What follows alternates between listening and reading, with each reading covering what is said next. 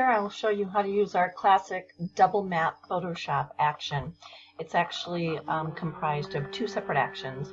One is the classic double mat, and one is a pattern creator that'll give you a nice map board texture. So let's go ahead and get started by loading up our actions. We'll find our action palette under Window, Actions, and once that's open, click on these horizontal lines here, and let's go ahead and let's load our actions. So this is going to have us navigate to the actions we want to use, and we're going to start with the classic double mat. They will load one at a time, so let's go back in now, load actions, and let's go ahead and get that create pattern action that's also included. And you're going to want to run the create pattern action first. You actually only have to do this one time. You can run the classic double mat over and over after that, but we just need to make sure we get this pattern created. So let's go ahead and do that. So let's open up the folder that contains it, click on the action, and hit the play button down here. This is going to tell us to go ahead and open up that mapboard texture JPEG that was included. So I'm going to hit stop. I'm going to go navigate to find that mapboard texture. It's in the same folder, so I don't have to go to a bar. Now, once that opens, we can go ahead and resume the action by just hitting the play button. And that basically created a pattern for you, and we can hit continue. I'm going to close up that action, and let's go right on to the classic double mat. So let's click on the action. Let's hit run.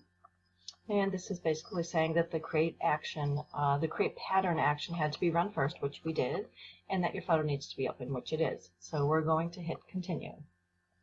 And this is just going to go ahead and run the action.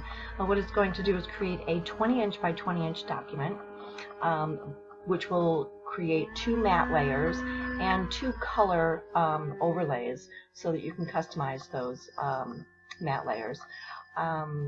Then you'll have a photo layer that can be resized and repositioned. So we're done with the action, and this is telling us that we can use our color picker tool to choose color within our photo to sort of customize the matte to your taste, and that you can also reposition your photo. So let's go ahead and do those two things. I'm going to zoom out a little bit so we can see the full piece here. There we go. Let's go to our layer palette, and you can see that it created everything here. So the two color matte colors are signified here by the yellow layers. So let's click on the bottom matte, and you can see it's sort of a taupey gray, which I kind of like for this one. But for the sake of showing you how to change the color, let's grab our color picker, and let's go choose a color on our photo. Maybe something in here around this sort of a steely blue. That's nice. So now that's our foreground color. So we can come up under Edit, choose Fill, and we can fill it with foreground. With our foreground color. And there you have it. There's your blue. Now, if you think that's a little darker than you wanted, or maybe just a little too bright, we can come up and further adjust that with our hue saturation palette. So maybe you want to lighten it up a little bit, or maybe you want to bring the saturation down somewhat. You can use any of these sliders in here to get the color that suits you best.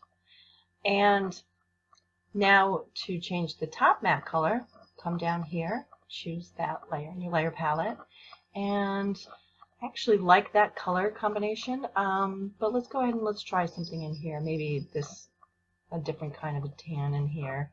And again, Edit Fill. We'll fill it with our foreground color, and that'll fill it in there nicely. So now what's left is basically your photo. Now if you grab your Move tool, you can move your photo all around in here. You can also resize it. So if we choose Control-T on our keyboard to scale our image, holding down our Shift key and grabbing any one of these four corners, you can scale it proportionally and just bring it down where you think it works. I think that's actually kind of nice right there. And hit Enter on your keyboard, and that'll set that size. And so it's basically finished. And one last thing I do want to note, this is a 20 by 20 inch document. This will fit any square frame. So all you'd really need to do at this point is come up under image, image size, and let's say I want to put it in a 10 by 10 frame or an 8 by 8 frame. All I have to do is come here and just set the inches. Click OK, and that's going to go ahead and it'll reduce it down for us. And then you save it out as a JPEG. Go ahead, have it printed, and it's ready to frame, complete with a nice custom mat with colors that coordinate with your photo.